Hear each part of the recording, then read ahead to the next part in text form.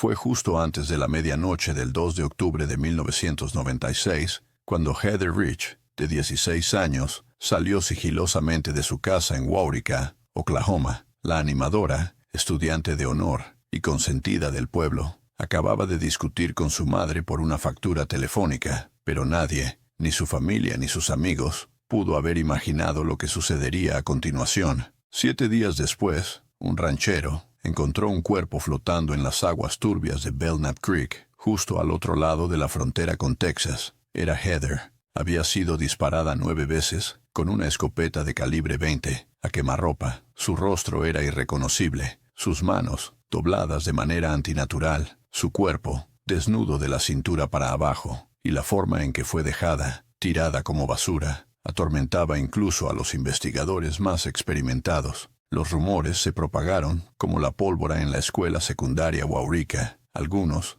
decían que eran drogas, otros susurraban sobre venganza, pero cuando la policía comenzó a interrogar a 3 adolescentes, cada uno con una conexión inquietante con Heather, la historia dio un giro que nadie esperaba. Uno era su exnovio, otro, su amor actual. El tercero, un adolescente violento con una colección mortal de armas. Afirmaron que fue un accidente, una broma que salió mal, pero alguien apretó el gatillo, y solo uno diría la verdad. Si te gustan las investigaciones profundas y los misterios oscuros, suscríbete ahora. Este caso te impactará. Waurika, Oklahoma. Población: poco menos de 2,000 habitantes. El tipo de lugar donde la calle principal cierra temprano. Las campanas de la iglesia aún repican los domingos, y los vecinos se conocen por su nombre. Situada cerca de la frontera con Texas, Waurika era la imagen de la americana rural. Partidos de fútbol los viernes por la noche, campos que se extienden más allá del horizonte, y una sensación inquebrantable de que nada verdaderamente terrible podría suceder allí. Heather Rich formaba parte de ese tejido. Con 16 años, era la chica que todos parecían querer. Una animadora con una sonrisa brillante, una estudiante sólida, y una presencia que iluminaba los pasillos de la escuela. Provenía de una familia bien respetada, y parecía tenerlo todo a su favor, sobre el papel. Pero debajo de la superficie, Heather luchaba. Amigos luego hablaron sobre sus batallas contra la bulimia, su experimentación con drogas, y las crecientes presiones que sentía para mantener una imagen que no siempre era fácil de cumplir. Como muchos adolescentes, luchaba con la identidad, el amor y el caos emocional que a menudo trae la adolescencia. En las semanas previas a su desaparición, algo cambió. Ella había comenzado a salir con Joshua Bagwell, un chico con mala reputación y bolsillos profundos. Su relación era volátil, marcada por celos y manipulación. Y luego estaba Randy Wood, el exnovio de Heather y capitán del equipo de fútbol. Era el tipo de chico en el que los padres confiaban, pero el desamor había dejado su huella. En la escuela, Heather cumplió con su papel, pero tras puertas cerradas, ella se estaba dejando llevar. La última discusión con su madre sobre una factura de teléfono de $500 no era solo por dinero, era un choque de confianza, libertad y control. Esa noche, Heather no solo salió de su casa, sino que caminó directamente hacia las manos del peligro. Ninguna de sus amigas la vio después de eso. Su habitación permaneció intacta. Su madre se quedó despierta toda la noche, esperando los faros que nunca llegaron. Y el pueblo, aunque acostumbrado al drama adolescente, no tenía un plan para lo que sucedería a continuación. Porque para cuando sacaron el cuerpo de Heather del arroyo, la inocencia de Waurika se había ahogado con ella. Comenzó con una llamada telefónica. Después de la pelea con su madre, Heather estaba molesta, inquieta. Alrededor de las 10:00 p.m. del 2 de octubre de 1996, hizo arreglos para escaparse y encontrarse con Joshua Bagwell. Él era conocido por su dinero, su arrogancia y su acceso al alcohol y las drogas. Esa noche no estaba solo. Curtis Gamble y Randy Wood estaban con él, 3 adolescentes en una camioneta roja, recorriendo los caminos rurales de Oklahoma, con una botella de Everclear y un plan. Recogieron a Heather alrededor de las 10:30 p.m. Ella subió al camión de buena gana. Los testigos recordaron haberla visto riendo, con su cabello rubio recogido, vestida con jeans y una camiseta azul. Condujeron durante horas, bebiendo y hablando, pero a medida que la noche avanzaba, las cosas tomaron un giro más oscuro. Después de la medianoche, cruzaron las fronteras estatales hacia Texas, en dirección al condado de Montague, un tramo desolado del campo, sin farolas, sin autos pasando, solo plataformas petroleras, caminos de tierra y silencio. El camión se detuvo cerca del puente de Belknap Creek. Heather, ya intoxicada, estaba desorientada. Se dice que se desmayó. Lo que ocurrió después sigue siendo controvertido en los detalles, pero el resultado fue claro. Según testimonios posteriores, los chicos la desnudaron de la cintura hacia abajo. Si fue una broma, una humillación o algo mucho peor, nunca se ha probado completamente, pero la humillación no terminó allí. Curtis Gamble produjo una escopeta, la suya propia, munición rara, perdigones de alta potencia. Disparó el primer tiro en la pierna de Heather. Ella gritó. Luego, vinieron más disparos. Randy Wood diría más tarde que le dijeron que la terminara. Si fue él quien apretó el gatillo, sigue siendo objeto de debate. Pero para cuando terminó, Heather había sido herida con 9 disparos. Su cuerpo se desplomó junto al agua, lleno de heridas. La envolvieron en una manta, la llevaron una corta distancia y la arrojaron por el costado del puente de Belknap Creek. La corriente era lenta, pero la llevó. Su cuerpo flotó silenciosamente a través de la oscuridad, oculto a la vista. Su historia perdida durante una semana. De regreso en Waurika, sus padres reportaron que ella estaba desaparecida, pero los primeros esfuerzos de la policía fueron lentos. Se utilizó el término fuga, runaway. No se sospecha de juego sucio. No había sensación de urgencia. Mientras tanto, Heather yacía en el agua, sin vida, a la deriva, sus manos dobladas de manera extraña, su rostro destruido por perdigones. No fue hasta el 10 de octubre, cuando un ganadero local notó algo pálido flotando en el arroyo, que la verdad comenzó a salir a la superficie. El cuerpo estaba tan descompuesto que tomó horas identificarlo, pero su anillo de clase todavía estaba en su dedo. Se había encontrado a Heather Rich, pero el horror apenas comenzaba. La búsqueda de Heather Rich no comenzó con urgencia. Cuando sus padres reportaron su desaparición el 3 de octubre, las autoridades locales lo trataron como un caso rutinario de una adolescente que huye de casa. Que una animadora discutiera con sus padres y desapareciera durante la noche no era inusual, pero para el 5.º día, esa teoría empezaba a desvanecerse. La ausencia de Heather era demasiado absoluta, sin avistamientos, sin llamadas telefónicas, sin signos de viaje, solo silencio. No fue hasta el 10 de octubre que la fachada se agrietó. Aquella mañana, cerca del tranquilo puente del río Belknap, en el condado de Montague, un ranchero vio algo pálido flotando en el agua. Lo que él pensó que era un cadáver de ciervo, resultó ser el cuerpo desfigurado de una joven.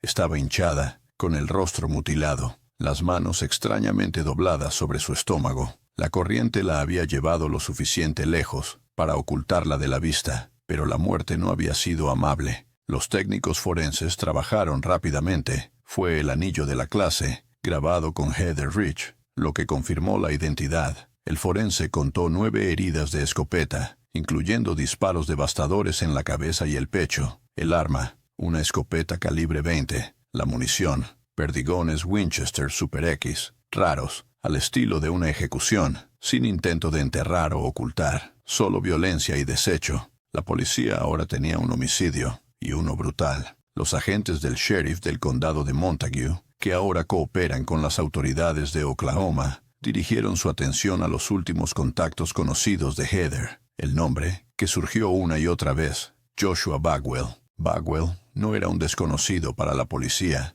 ni para los administradores escolares. A los 17 años, presumía de su riqueza, organizaba fiestas salvajes y tenía acceso a armas de fuego. Su relación con Heather se había intensificado en las semanas previas a su muerte. Discutían en público. Algunos decían que él era controlador. Otros decían que Heather lo usaba para hacer que Randy Wood sintiera celos. Randy, el ex de Heather, era la antítesis de Bagwell, estrella del fútbol, respetuoso, asistente a la iglesia, pero incluso él tenía una tormenta detrás de la sonrisa. Después de la ruptura con Heather, los amigos notaron que se volvió retraído. Su nombre también empezó a surgir en susurros. Luego estaba Curtis Gamble, 9 años, un excompañero de clase, violento, errático, obsesionado con las armas, poseía la escopeta que la policía creía que se usó en el asesinato. Para finales de octubre, los investigadores tenían su triángulo: Bagwell, Gambill,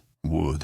Los detectives visitaron una ferretería local, donde un empleado recordó haber vendido cartuchos de perdigones Winchester Super X justo antes de la desaparición de Heather. Los recibos de la tienda y la tarjeta de crédito de Bagwell confirmaron la transacción. La escopeta de Gambill coincidía. Todos los caminos conducían a una sola conclusión: el asesinato fue premeditado. El 24 de octubre comenzaron los arrestos. Gambill fue el primero en confesar. En una confesión detallada, describió cómo recogió a Heather, bebió, condujo hacia Texas y finalmente le disparó, pero atribuyó los disparos finales, los que terminaron con su vida, a Randy Wood. Su historia se pintó a sí mismo como un participante reacio, siguiendo órdenes de Wood y Bagwell. Randy, cuando fue llevado, tomó una ruta diferente, admitió todo: la conducción, el puente, el desvestirse, el disparo, pero en su versión fue Gambill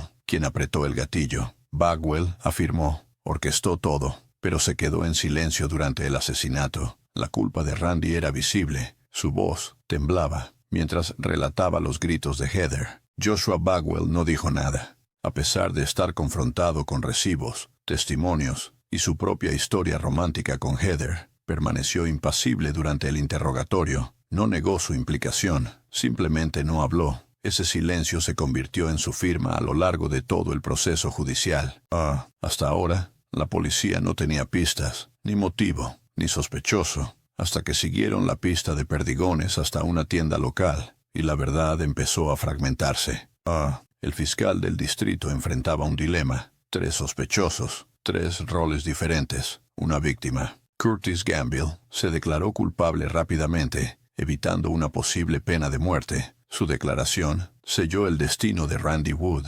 Randy, a pesar de su cooperación, fue acusado de asesinato capital. Su testimonio fue utilizado en contra de Bagwell, quien también fue condenado. Sin embargo, quedaban preguntas legales. ¿Era Randy el instigador o un testigo demasiado asustado para detenerlo? ¿Estaba Gambill mintiendo para reducir su propia culpabilidad? ¿Y por qué Bagwell, cuya riqueza podría haberle permitido tener un mejor juicio, participó en un plan tan monstruoso? La investigación no reveló un motivo claro. No hubo un solo momento de ira, solo una escalofriante secuencia de crueldad adolescente, arrogancia y un silencio compartido que mató a una niña y destrozó un pueblo. El caso contra los 3 chicos era sólido, pero la verdad era escurridiza. Curtis Gambill había confesado, Randy Wood había cooperado, Joshua Bagwell permaneció en silencio, pero dentro de ese triángulo de culpa, un giro deshizo el frágil equilibrio de la culpa. A principios de 1997, durante una serie de audiencias previas al juicio, Randy Wood, considerado por muchos como el más simpático de los acusados, tomó una decisión sorprendente: testificaría en contra de ambos, de sus amigos a cambio de indulgencia. Bajo juramento, describió con detalles vívidos cómo Heather fue burlada, humillada y asesinada a tiros. Pero lo que más sorprendió en la sala no fue solo la narrativa, fue su afirmación sobre quién disparó los tiros finales y fatales. «No apreté el gatillo», dijo Randy. «Fue Curtis». Se rió cuando lo hizo. Esto contradecía la propia confesión de Gambill, en la que afirmaba que Randy era el tirador. Y dado que Joshua Bagwell se había negado a hablar desde el momento de su arresto, la sala de audiencias se quedó con una paradoja: 2 confesiones, ambas nombrando al otro como el asesino. Para complicar las cosas, la evidencia forense no pudo determinar de manera concluyente cuál de los chicos había disparado los últimos tiros. Los 3 habían manipulado el arma. Los 3 habían dejado a Heather morir. Para la fiscalía, el testimonio detallado y emocionalmente sincero de Randy tenía credibilidad. Estaba arrepentido, cooperativo, pero para los padres de Heather, que lo observaban desde la primera fila, sus lágrimas no podían borrar el horror. Él había estado allí, no había hecho nada. Luego vino el giro que nadie esperaba. Durante su sentencia, Curtis Gambill se levantó y le dijo al tribunal que había mentido. Randy no le disparó, dijo. Yo lo hice, todo. Fue un intento de apropiarse del delito y controlar la narrativa. ¿O fue la verdad? dicha demasiado tarde para cambiar el curso de la justicia. El tribunal no vaciló. Los tres fueron condenados. Los tres fueron sentenciados a cadena perpetua. Pero la contradicción flotaba en el aire. Randy diciendo que Curtis lo hizo. Curtis diciendo que mintió. Y Joshua Bagwell nunca dijo una palabra. Este giro lo cambió todo. Comenta abajo. ¿Quién crees que lo hizo? Para cuando concluyeron los juicios, el nombre de Heather Rich quedó grabado en la psique de Waurika, Oklahoma. 3 adolescentes fueron declarados culpables, pero las victorias en la sala de audiencias ofrecieron poca consuelo. Curtis Gamble recibió 2 cadenas perpetuas. Su confesión, por muy cambiante que fuera, fue la más brutal. Admitió haber traído la escopeta, disparar el primer tiro y ayudar a deshacerse del cuerpo de Heather. En una versión, él era el ejecutor principal. En otra, solo el primero en actuar. De cualquier manera, la ley lo consideró irredimible. Randy Wood, a pesar de su cooperación y remordimiento visible, fue condenado a cadena perpetua, con posibilidad de libertad condicional en 2036. Su testimonio emocional en la sala de audiencias reveló una figura compleja, no un inocente, pero tampoco el asesino a sangre fría que algunos pintaron. Sin embargo, él estuvo allí, no lo detuvo, y la ley exigía responsabilidad. Joshua Bagwell fue condenado a cadena perpetua más 99 años. Nunca confesó, nunca testificó. Los fiscales lo describieron como el cabecilla manipulador, quien planificó la noche, compró la munición, condujo el camión y observó cómo Heather era masacrada. Su silencio fue su última palabra. En la corte, la madre de Heather lo miró fijamente a Bagwell. «Podrías haberla salvado», dijo, «pero no lo hiciste». El jurado tardó solo unas horas en condenar. No hubo una respuesta clara sobre quién apretó el gatillo final. La ley los condenó a todos a través del lente de la participación conjunta, pero fuera de la sala, la especulación seguía girando. Algunos creían que Curtis asumió la culpa para proteger a Randy. Otros creían que el testimonio de Randy era la única versión honesta, y Bagwell, su silencio se convirtió en su legado, un vacío que dejó los últimos momentos de Heather para siempre oscuros. Al final, los 3 chicos, una vez compañeros de clase, una vez amigos, quedaron encerrados de por vida. Mientras tanto, Heather Rich fue enterrada con el mismo uniforme de porrista que había llevado solo unas semanas antes de su muerte. El pueblo nunca sería el mismo. Después de leerse los veredictos, la sala se vació. Los reporteros se fueron. El mazo cayó por última vez, pero para las familias que quedaron atrás, la verdadera sentencia apenas comenzaba. Los padres de Heather Rich se retiraron de la vista pública. En entrevistas años después, su madre habló del dolor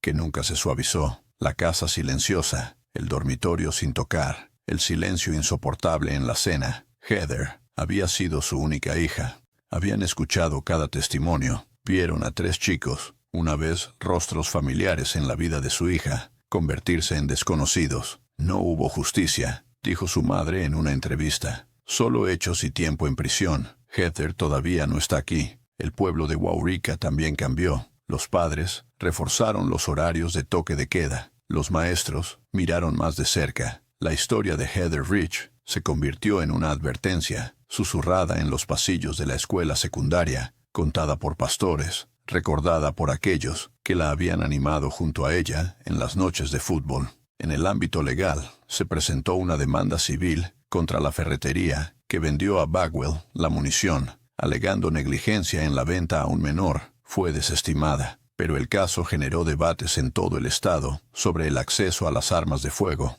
el papel de los padres y la línea invisible entre la imprudencia juvenil y la intención mortal. La sentencia de Randy Wood provocó un debate. Los partidarios lanzaron campañas para la clemencia, citando su cooperación y expresiones de remordimiento. Era un niño que no podía con todo, dijo un defensor.